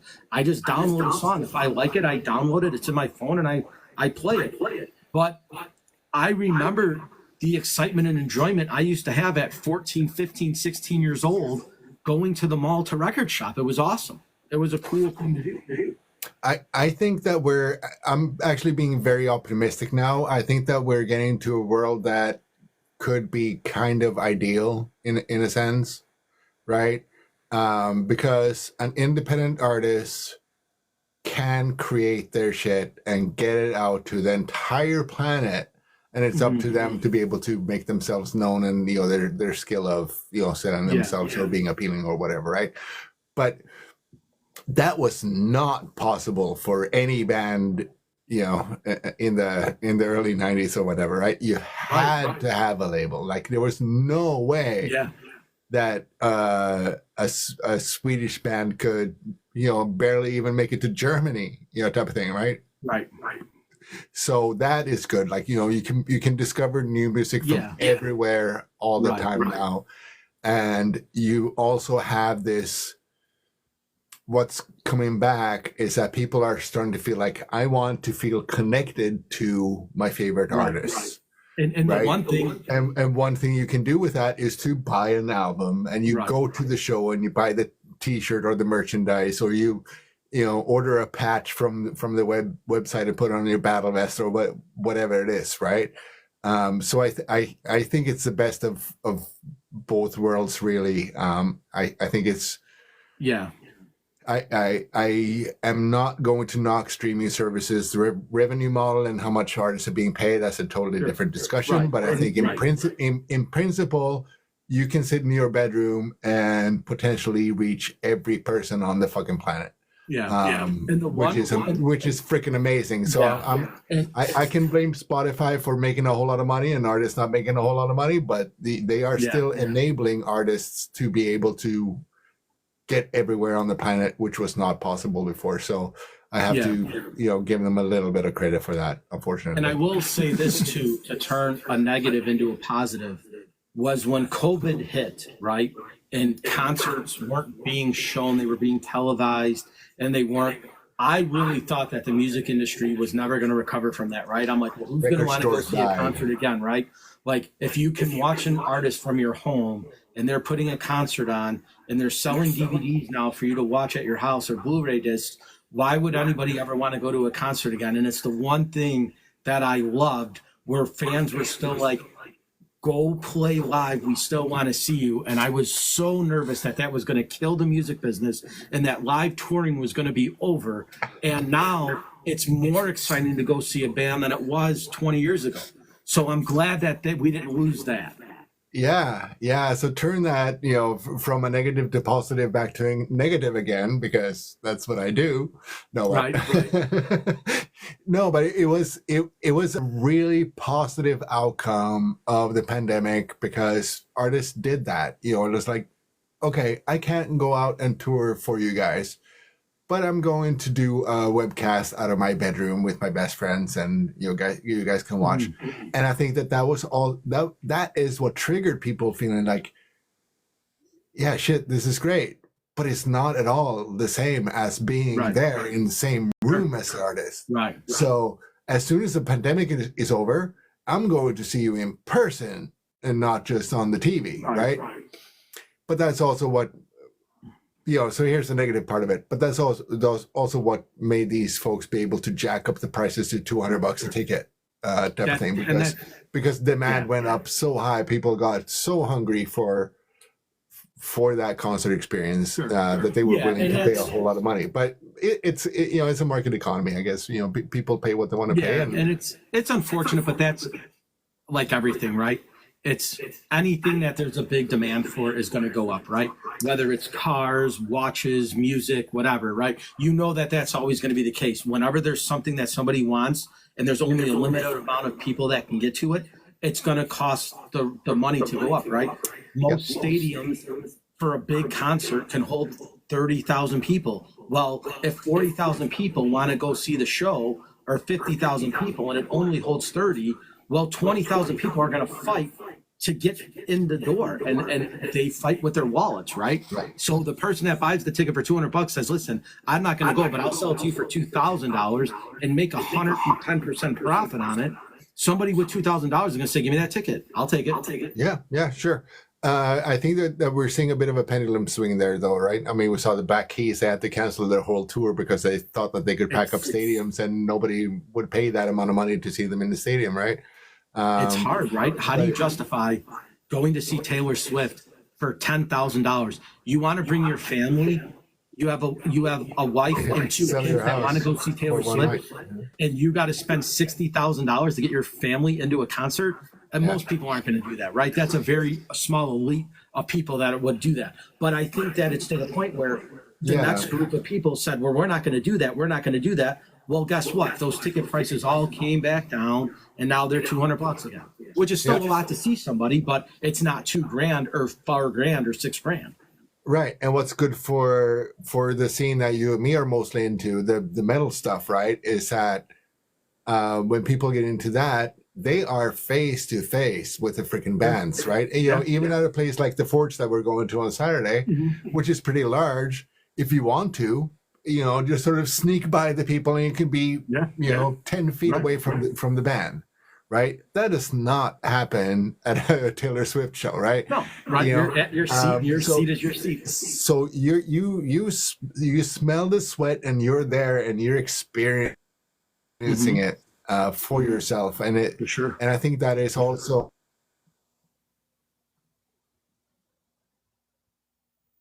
I like the reason we'll go buy records too, because it just feels like more of a tangible, personal thing that you're doing. So you see what I'm saying? Like, it becomes a personal thing when you go yourself, when you're there with others, when you actually go into the record store with the purpose of buying, and you buy a thing that is then yours to keep. Like it's all very personal. I think that's the key thing. That the mass consumption, the accessibility of everything went so far to the impersonal part of the spectrum a couple of years ago, that it's swinging back now to like, but I want to experience it the way I want to, and I want to connect with these folks, or these bands, or these artists. And I think that's why I think record stores seem to be recovering and starting. Like there are 3 or 4 Reckless Records branches in the city, and they're not necessarily mainstream music. Like they have pop rock type stuff, right? But that's not their main focus. So people that want that know where to go, and they stay loyal to it. And I don't think that they're going to go away. No, and to be to hit on that last topic, right? Like there are specific stores that will cater to certain types of music, right? Now that if you go to, let's say, Hot Topic, right? versus Spencer's versus, let's say, Forever 21, right? Hmm. You know, if you go to Hot Topic, you're going to get the goth look, right? You're going to get the fishnets, you're going to get the leather, you're going to get the chains, you're not going to go to Forever 21 and find that outfit, right? So Right. the stores cater to the people of what they're trying to do, right?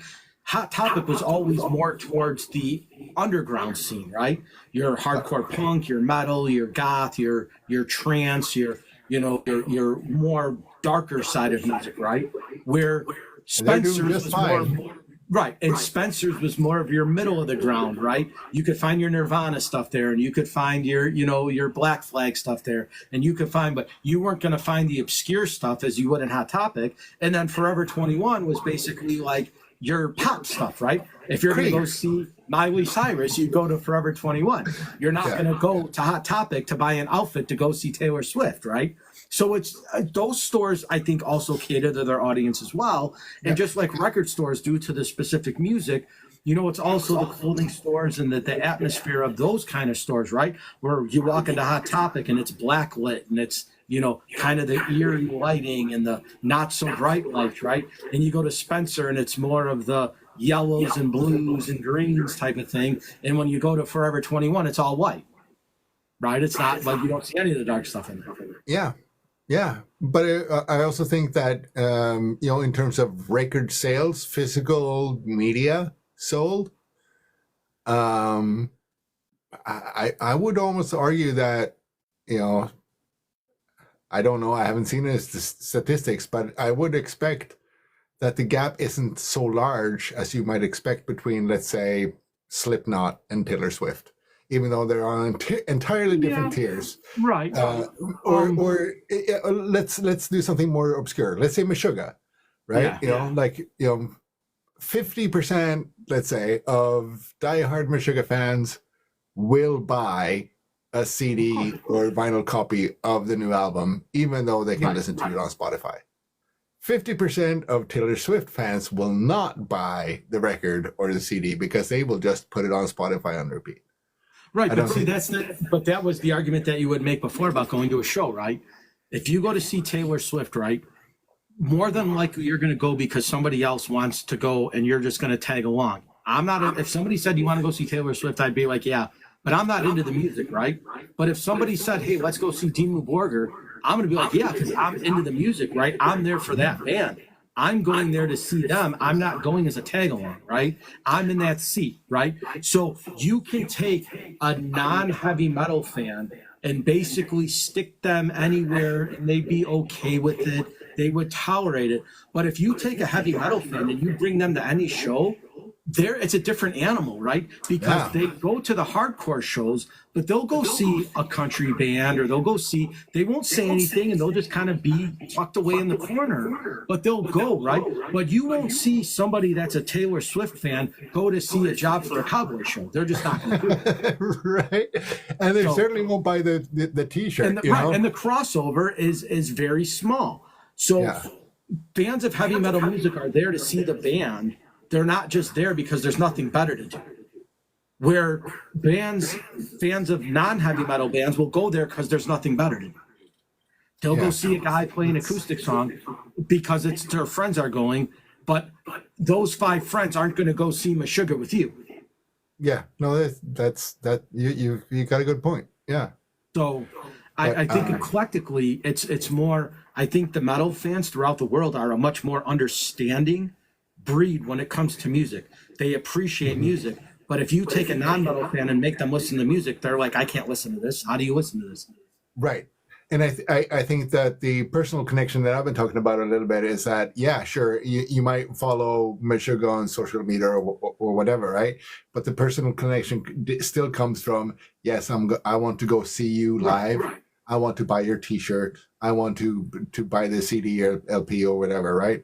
Whereas for Taylor Swift fans, it's more like, I want to know what you're doing every minute of the day. So it's more of a social media type of thing. Right. So I think that the personal connection thing comes in slightly different ways. Sure. Too. So, and I think that's why I'm saying that, the metal folks are more likely to go to a record store then the Taylor Swift folks are likely to go to record store. That was sort of the point I was clumsily trying to get at. Yeah. And I think the most probably loyal fans in the world are your punk rock fans, right? They're by far the most loyal to a band that will go to shows and support the community and be, metal fans are kind of wishy-washy, right? Like you can be a metal fan, but you could still have, a 9-to-5 job and still, be a closet. But you got a green mohawk. You're not going to too many places, right? Like that's kind of hard to hide, right? You can't do a 9-to-5 job with that. Where long hair, you can kind of tuck under a hat, maybe ponytail it. You're not hiding a spiked red mohawk. So I think that I think the punk fans are the most loyal to the scene than any of the other fans. Yeah, and I was mostly a punk guy in the 90s too. That was sort of my niche more than anything. I mean, I still was really into the metal stuff, and I've said this before, but yeah,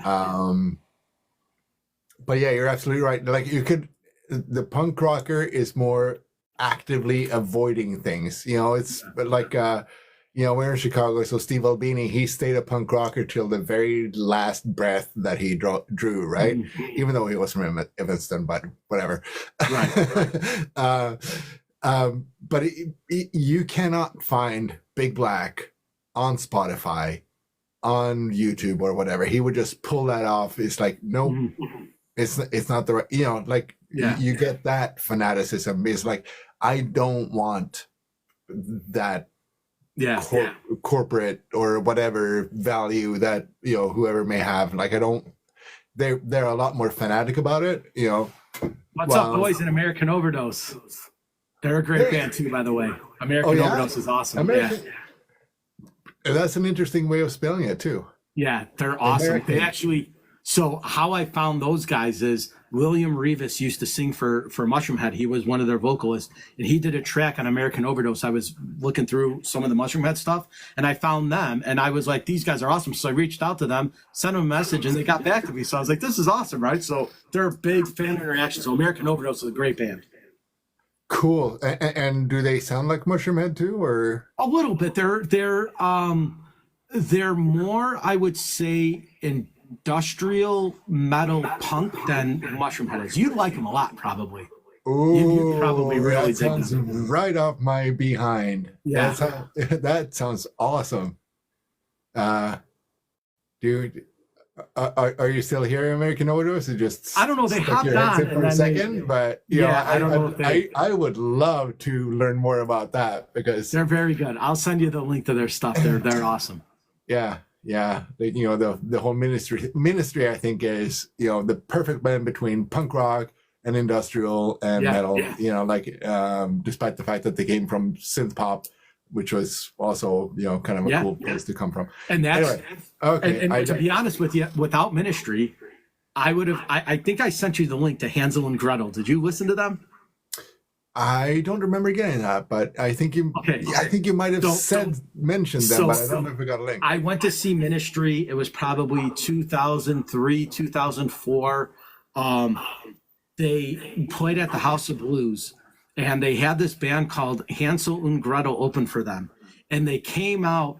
And they weren't, I don't want to say they were dressed like Nazi soldiers because they weren't, but they were very heavily German influenced, right? Not quite as much as Rammstein, but think of a German World War II soldier with like the helmet, with the spike, the goggles, the kind of like Lodenhausen with like the white shirt with the suspenders.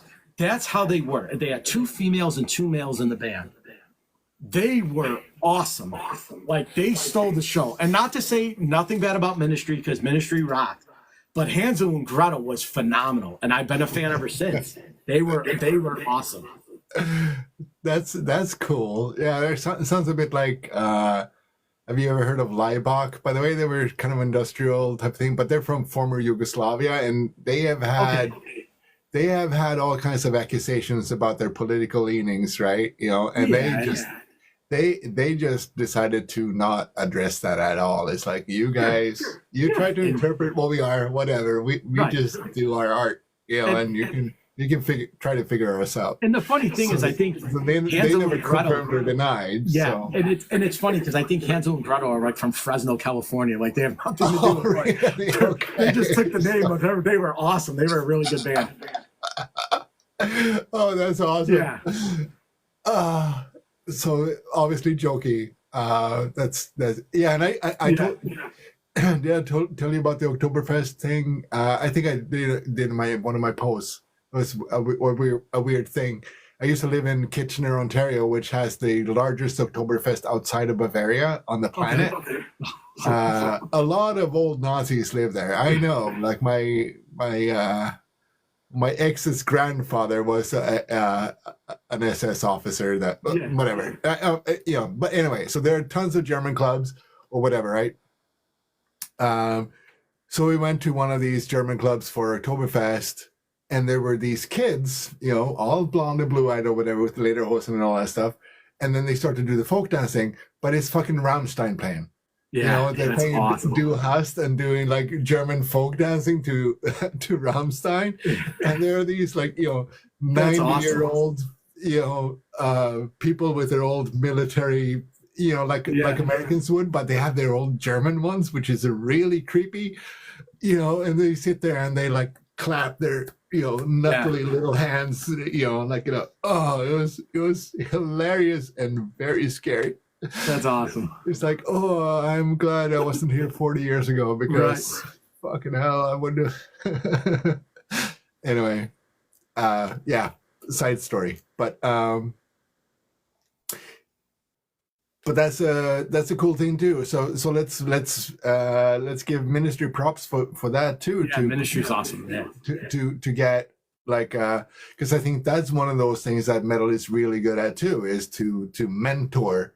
Yeah. And to bring I would upcoming bands probably up, I would say that probably Ministry, and I would go. It's kind of on a limb, but I would probably say KMFDM are kind of in that same vein where they've done a little bit of the punk industrial metal. They've kind of mended their way into it. They are Slayer samples and all that stuff. Yeah, right? they're probably like one of the few bands that like will incorporate like more of a heavy aspect to it. Ministry, I think, stayed more industrial punk, where KMFDM kind of took industrial punk and moved it more towards the metal scene. Lords of Acid kind of did their own little thing in their unique way. But I would say Ministry and KMFDM are probably, if you're going to stay industrial bands, like bands that started that movement, they have to be number 1 and 2. I don't think there's any argument. Yeah. KMFDM were definitely more electronic, I would say. Along with, I know the Front 242 and Its Reb didn't really do much guitar work necessarily, but they were kind of like because you have because even old school, like even towards the tail end of like Bauhaus and VNV Nation, they were kind of they experimented with that. They kind of took more goth and they kind of added the more computer synth stuff.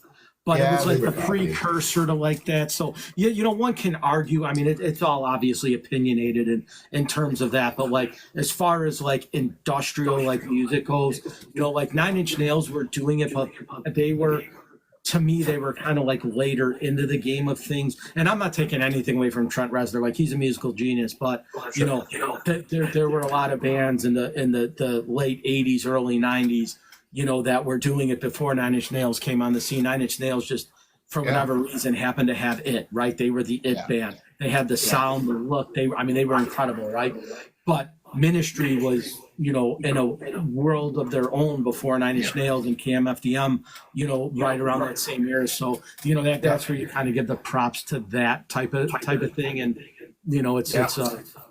I totally agree. Ministry were head and shoulders above everybody else. There were, Strapping Young Lad started out as kind of an industrial thing too. Right.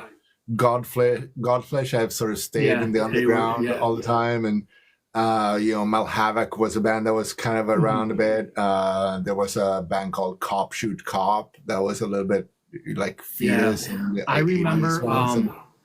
So there were industrial bands, and it was kind of a thing. And I know there was a band called Static X that I never really got into. That was they were Marilyn later, Manson right? was So kind of metally, yeah. but kind of pop at the same time, and So Static. So I think Marilyn Manson and Static X kind of took a playbook like more out of Depeche Mode than they did like a Ministry type of thing, right? Like they like Marilyn Manson. Obviously, if you were to take Depeche Mode and make it heavier, that's Marilyn Manson, right? I mean, that, literally in a nutshell, that's what it. It's the same kind of sound. You know, even before he was Marilyn Manson, when he was with the Spooky Kids, the Spooky Kids is basically a Depeche Mode album, just harder.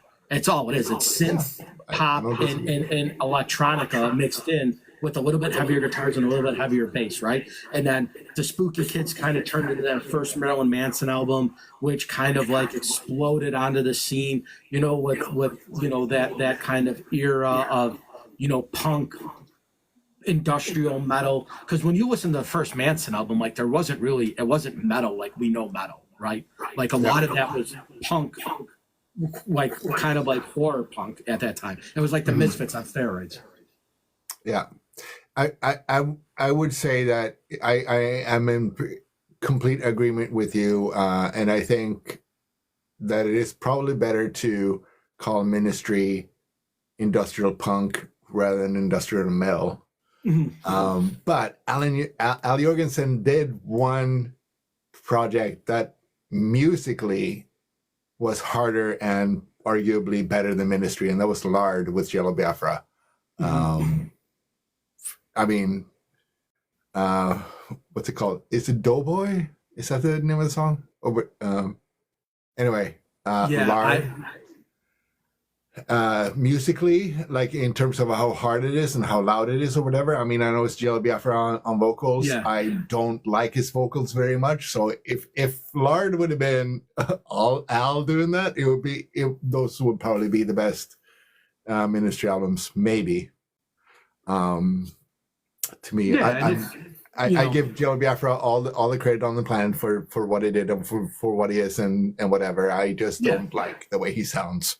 That's the long and the short of it. Yeah, I just don't like the sound of his voice. It's a holiday in Cambodia. I don't. Right. You know, I'm not into his voice so much, but the music of Lard is out of this fucking world, and you know, I don't have those albums. So if we go to a record store and there are Lard albums there, I am buying them if they are less than $100.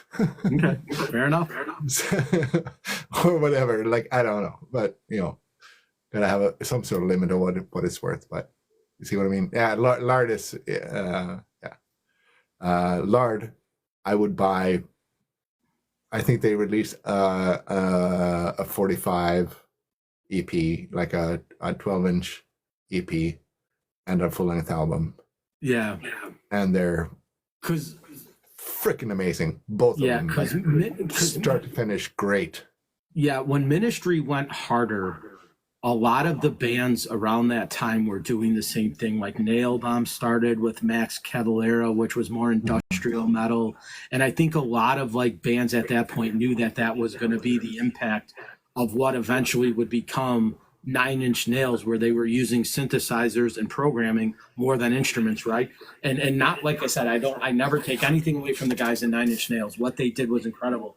But you had a lot of other bands that were heavier doing that industrial thing, and Fear Factory comes to mind as one of them, because they basically were not hiding the fact that they were using drum machines, guitar machines, bass interceptors. They were using everything everything computer-wise to make their album. And those first couple of Fear Factory albums were awesome because they made no qualms about putting computer programming into heavy metal. And I think that it's a bit of a shame because they did that. I'm not a huge fan of what came out of it, but I did give them full props for what they were trying to do. Like they were really pushing the technology and whatever. Like the output is a matter of taste. It's musical taste. I don't necessarily like the songs, but I really, really think that they were one band that did what many others could and maybe should have done, which was like, don't be fucking afraid, right? You know, like you can do this. Don't worry about what the metal heads will think whether or not you're metal enough or if you're too synthy or whatever. Like, just do the shit. Yeah, and I like, that was just the like cool. don't give a shit. Just make your fucking noise the way that you want to make your fucking noise, right? Because I think that was the cool thing about Ministry, right? When you saw Ministry live, they had a guitarist, a drummer, a bassist, and then obviously Al Jorgensen singing. But then they had two programmers, right? There's a guy behind the keyboard. He's doing all the stuff. They had a piano and an organ, right? And then they also had that guy on the drum machine, right? So when you saw Ministry, there was 7-8 people on stage, and they would program the music, and then they'd start the song to the programming that had already been playing in the background. And they were like one of the first bands that I saw live do that like incorporated laptops, computers, keyboards into the music, where they would just, they'd have a guy doing all that stuff. It was kind of cool. Yeah. We've as usual gone straight pretty far from where we started, but but I want to tell you now, because I think does it look like we have one person on here right now? So maybe I'm safe to say this, but to me, so when I'm working on an industrial project, right? I'm gonna be totally cool with trying to overcome my own fear of being alone on stage. I am not going to have I'm not going to hire or have a real drummer be on stage. So time out here. I am going to I am totally going to be comfortable with being a guy with a guitar with backing tracks. And I will totally confess the fact that I have backing tracks, but that's what I've got. So there's two things I'm going to touch on. There's a guy, his name is Author Punisher. Okay. He created music from a laptop, and he goes live, and he plays the music off the laptop, and he basically growls into the microphone. It's one dude. Yeah. He was an electronic engineer, and he built these pipes into basically an instrument. So when he plays, it's a bunch of sounds. It'll be like when you listen to the old school spoon on the cups, and you do the ding, ding, ding, ding, ding, ding, and you ding all across. He created that in these tubes. And all he does is he's one man, and he sings and plays into this instrument. But it's all computer driven. So check him out. And then the second thing is, I'm going to put you on the spot a little bit. Maybe, I don't know. So when I first met you, one of your very first clips that I ever saw was the fact that you were going to try to make an EP by Christmas. By Christmas, yeah. Is that in the works still, or is that? It's in the works. Am I dropping? I don't want to drop too many Easter eggs. I have not managed to write a song a week. I did not. That was one of your very first posts that I ever came across with you. Yeah, that was an ambition, and it's going to continue to be an ambition. I love it, though. That's awesome. It's still a philosophy that I want to maintain. It's very unrealistic, but it's one to maintain. And maybe, the better I get, at doing this shit, maybe one day I will be able to get to that for sure. So I'm still aiming towards it. Not quite there. But yeah, I hope to have an EP by Christmas for sure. You'll do it. I'm saying 4 songs. I think two are close. Nice. And then the last thing, you'll get a sneak preview before anybody else, just to get a gut check that it's releasable, and that I won't make a fool of myself. And then the last thing, what did you think about Fight? Did you listen to Fight? The what? Oh, Fight. I forgot. I didn't listen to Fight. But I remember them from way back in the day.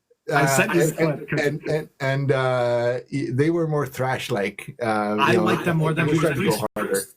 Yeah, they were going harder than Judas Priest for sure. Judas Priest is a little bit like metal pop, but that's kind of like they came from the glam era almost, right? Judas Priest a little bit. So yes, I have to do my homework on that. No, you're good. I'm giving a shit. All right. Well, I am looking forward to seeing you on Saturday. And we'll take a bunch of pictures. We should pre-record some shit there. Maybe do a little bit of pre-show live stuff there. Actually, you know what we'll do? We'll meet a little bit early. We could probably go live together. We could probably take a bunch of videos and stuff together. And then afterwards, if we get a chance to see the band, we'll take pictures with the band. They usually hang out after the show. Ooh, yeah. Well, that's you've gotten in there, so that would be fucking awesome. So we'll make it happen. Eh, Right. I don't do that very often, but I do now because I'm excited. Awesome. All right. So, yeah. Cool. So we'll figure out a topic for next Thursday. Works for you? Is Thursday a good night, or do you want to try a different night? Or Thursday is great for seems to me work. so far. So let's do next Thursday at 7, unless something happens strangely enough. But we'll plan for Thursday at next 7, and then throughout the course of the week, we'll talk about a topic, and then we'll put it out maybe like Sunday or Monday of what we're going to talk about. That sounds fantastic to me. Awesome. Well, like we always on the show, guys, thanks for following. Thanks for liking, showing all the love and support. If you guys ever want to be on, just ask us and we'll get you on. We love talking about music, all kinds, obviously, but we couldn't do this without you guys. So thank you for all the love and support. Thanks, everyone. All right. We'll see you guys next Thursday. See ya. All right. Later. Cheers.